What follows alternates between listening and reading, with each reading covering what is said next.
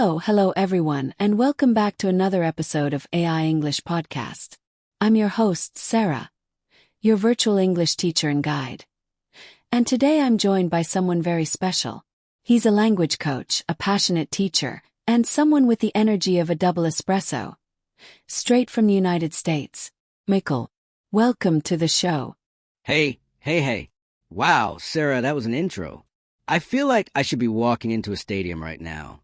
Hi, everyone. I'm Michael. I'm 33. I'm from Oregon. Yes, the land of rain, coffee, and beards. And I've been teaching languages for over 10 years now. I speak English, obviously Spanish, some Portuguese, and I'm learning a bit of Japanese for fun and struggle. I love helping people unlock the power of language, especially when they realize, oh, I can actually speak English. That moment is just pure magic for me. That's amazing, Michael. I love that. And I know many of our listeners feel stuck sometimes, thinking they'll never speak fluently. So let me ask you this. What's the funniest or weirdest way you've seen someone try to learn a language? Oh, man. Okay, this is a good one. So I once had a student who tried to learn English by watching only reality shows like The Bachelor and Jersey Shore. Laughs! I'm not kidding. She would come to class and say things like, I'm here for the right reasons, or you're not being real with me, in this super dramatic voice. It was hilarious, but hey, she did learn real pronunciation, although not the most polite expressions. Laughs. I think the lesson here is, yes, use media, but choose wisely. You don't want to sound like a soap opera character on your job interview. That's hilarious. I love that example.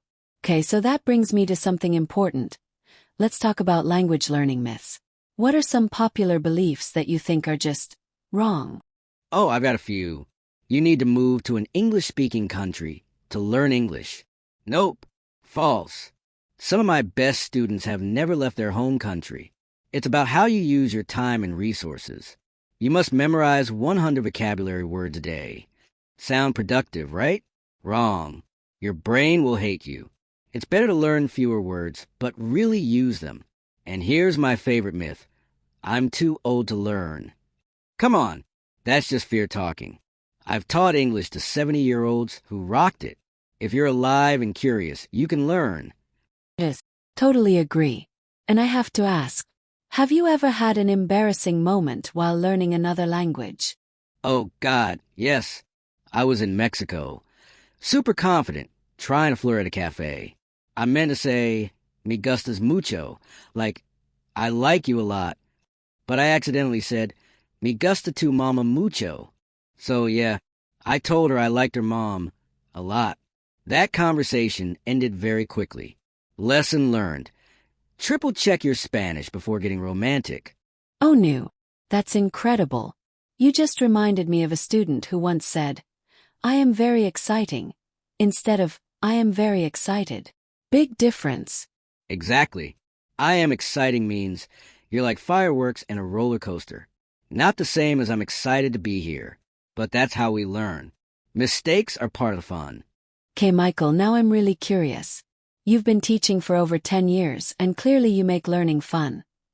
But let's talk about something more practical. How do you structure your English lessons for the best results? What's your secret sauce? Oh, I love this question. Because honestly, most people think language learning is all about grammar and memorizing words. And sure, that's part of it. But if you only focus on that, you're going to get bored fast and forget everything. So here's how I do it. And this is based on tons of trial, error, and what's actually worked for hundreds of my students. First, I always start with conversation warm-up. Even if the student is a beginner, I'll ask something simple like, how was your day? Or what did you eat today? The point isn't to be perfect. The point is to get the brain in English mode and start thinking English. It also builds confidence. Then I move to the focus of the day.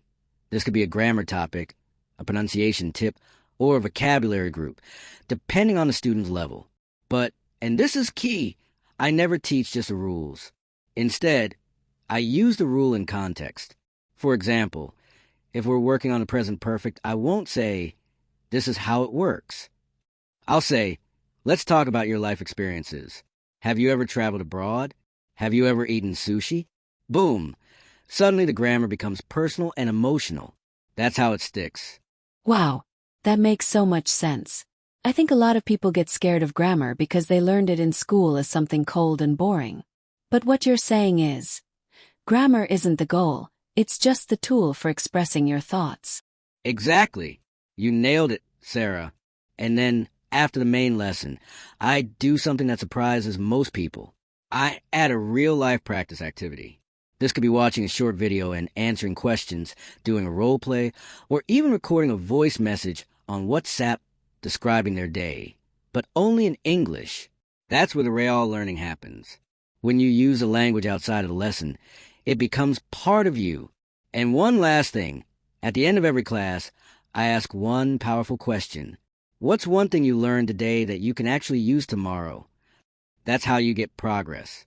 Not by studying 10 hours once, but by using something every day. That's so powerful. And I love the fact that you focus on real communication, not just textbooks or translations. Let me ask you, what do you do with students who are too shy to speak, or who are scared of making mistakes? Oh, great question. I get this a lot. First, I remind them, there's no such thing as perfect English. I make mistakes in English all the time, and it's my native language. Second, I show them that mistakes are part of the process. I'll even celebrate their mistakes sometimes. I say, yes, you made a mistake. That means you're trying something new. And then I'll give them tools to speak more confidently. For example, I teach them useful phrases like, Dash, let me try to say this. Dash, I'm not sure if this is right, but Dash, can you help me say this in English? These phrases give students permission to be imperfect, and that's when the real growth begins. All right, Michael. Now let's be honest. There's so many methods out there to learn English. Apps, grammar books, YouTube videos, podcasts like this one. But not all of them work, right? So tell us, what are some common methods that don't really work? And why do so many people give up? Oh man, you just opened Pandora's box, Sarah. Okay, here's the truth. The number one reason people give up learning English is because they use methods that are either boring, unrealistic, or just don't fit their brain. Let me give you some examples. First one, memorizing long vocabulary lists without any context. So many learners try this. They write down 20 random words and try to memorize them. But the brain is like, what are we doing with these words? Are we going to use them? No. Okay, forget them. Without context, emotion, or connection, your brain throws that info out fast. Yes, I used to do that in school. I would write lists like apple, beautiful, swimming, politics, window, and I didn't remember anything the next day. Exactly. And here's another one. Only watching TV shows in English without doing anything else. Some people think, if I watch Friends every day, I'll learn English. But unless you're actively listening, taking notes, pausing, repeating, it becomes passive.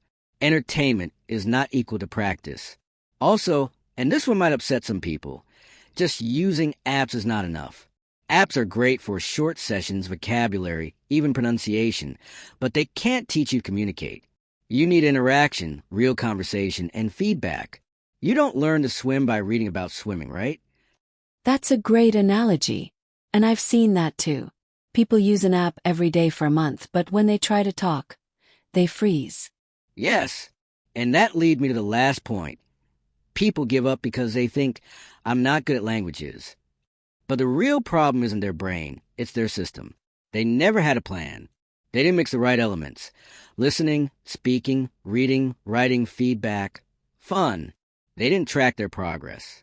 They didn't have someone to guide them or support them. And so they blame themselves and give up. So what you're saying is, it's not about how smart you are. It's about having the right method, the right mindset, and a system that actually works for you. Boom. Exactly. And I always say this. Learning English isn't talent. It's a skill. And like any skill, it takes time, consistency, and the right strategy. Michael, let's shift gears a bit. I want to talk about something that not many teachers mention.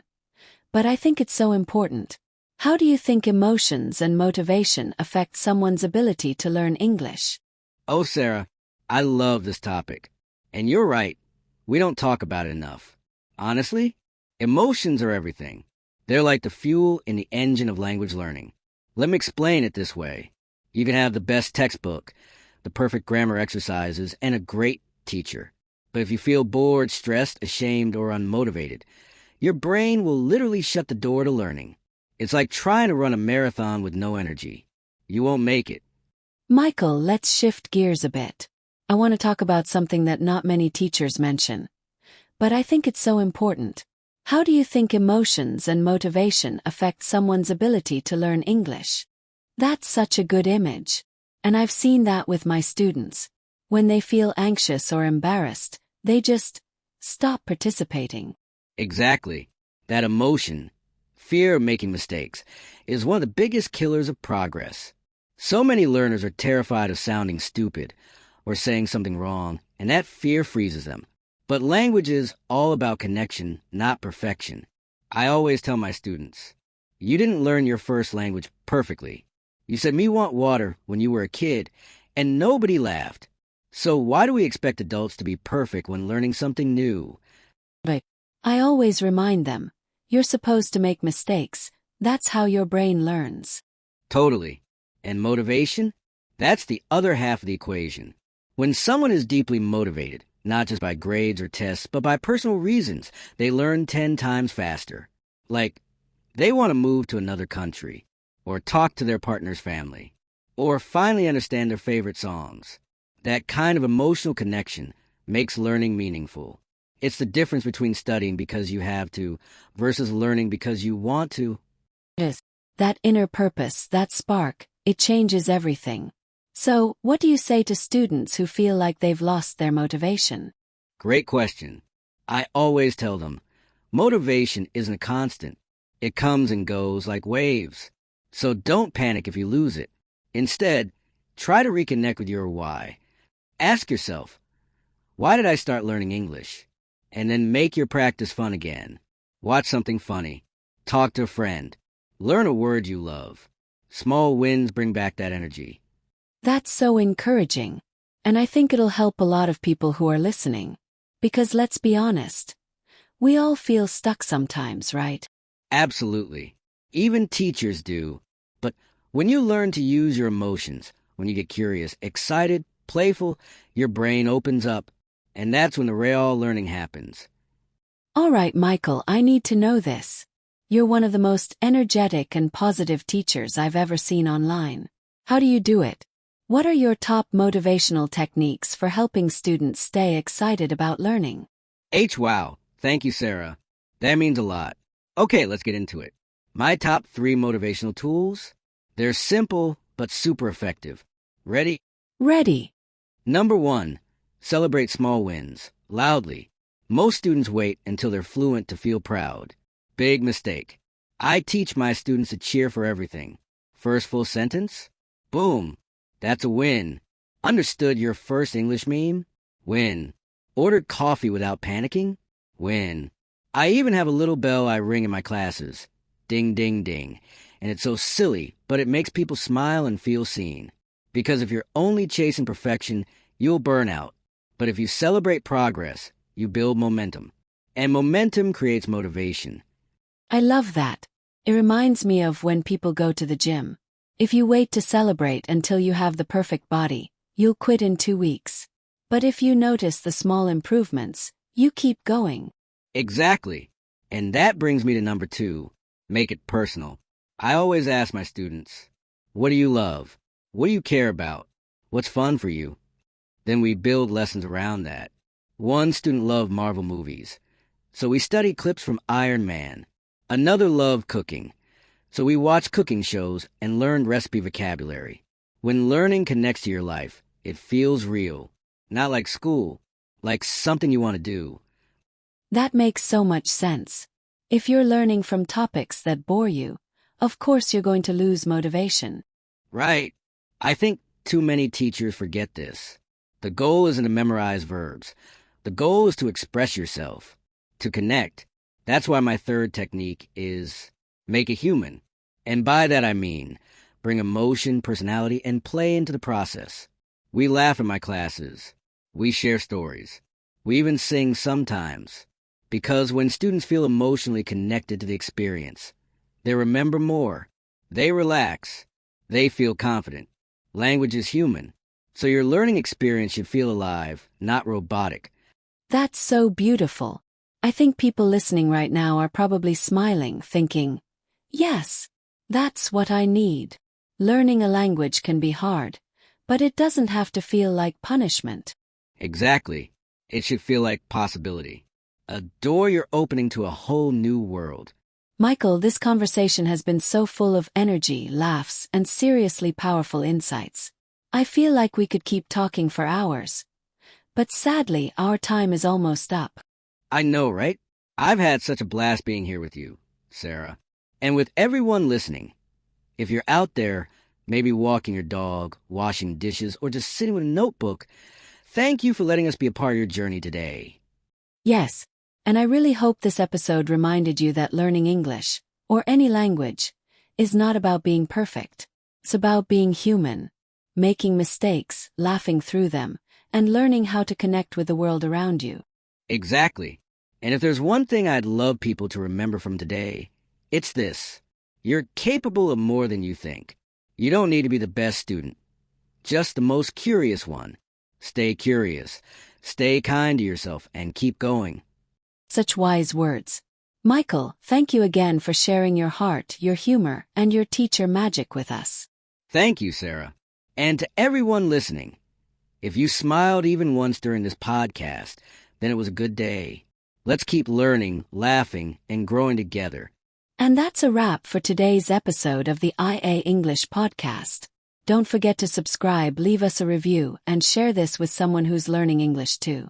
We'll be back soon with more guests, stories, and real English that connects. See you in the next one.